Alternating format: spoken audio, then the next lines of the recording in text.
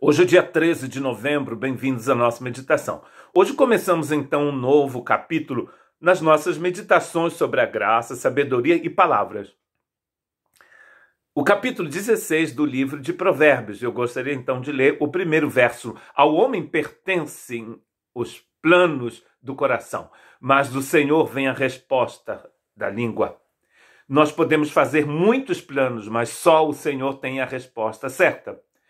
Eu gostaria então de ver com vocês, nessa primeira meditação do verso 1 do capítulo 16 de Provérbios, sobre como é o nosso coração. Como Deus desvenda, como Deus mostra aquilo que está no nosso coração. A palavra de Deus nos dizem as Escrituras, revelam aquilo que está no nosso coração. O apóstolo Paulo, quando ele escreve aos Romanos, a primeira coisa que ele faz é constatar o problema que existe no homem. Primeiro ele fala dos não-judeus e em seguida também dos judeus. E ele coloca tanto os gentios quanto os judeus no mesmo barco, ou no mesmo cesto, como se diz em francês. Então, em Romanos capítulo 3, versos 10 a 18, ele diz, como está escrito, não há nenhum justo. Inclusive, ele está citando textos do Antigo Testamento. Não há nenhum justo, nenhum sequer. Não há ninguém que entenda, ninguém que busque a Deus. Todos se desviaram, tornaram-se juntamente inúteis. Não há ninguém que faça o bem. Não há nenhum sequer. Suas gargantas são um túmulo aberto, com suas línguas enganam, veneno de serpentes está em seus lábios, suas bocas estão cheias de maldição e amargura, seus pés são ágeis para derramar sangue, ruína e desgraça marcam os seus caminhos, e não conhecem o caminho da paz. Aos seus olhos é inútil temer a Deus. Essa situação da humanidade. Você vai dizer, mas a minha boca não é um túmulo aberto. Será que não? A língua é como uma espada afiada que pode matar, inclusive. Os pés ágeis a derramar sangue, não é mesmo? Leia a história do seu país, da sua família, do seu povo, e você vai ver que há muito conflito, muita guerra. O nosso coração sem Jesus é perverso.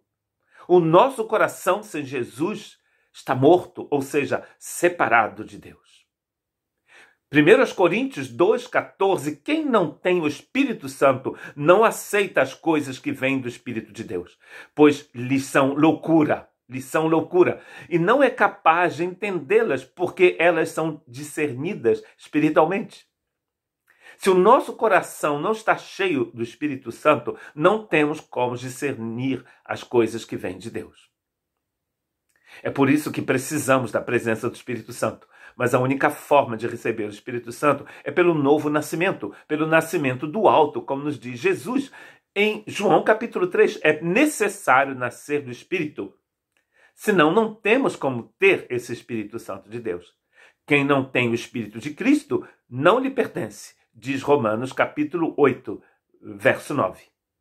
O coração é mais enganoso que qualquer outra coisa e sua doença é incurável. Quem é capaz de compreendê-lo? Diz Jeremias 17, 9. O coração é muito enganoso do homem e principalmente um coração que não tem o Espírito Santo. Então, se você tem o Espírito Santo, o seu coração não deve, não pode ser, não deveria ser enganoso. Se você tem muito engano no seu coração, a situação não está muito boa, não é? Então você precisa avaliar isso. Precisa avaliar.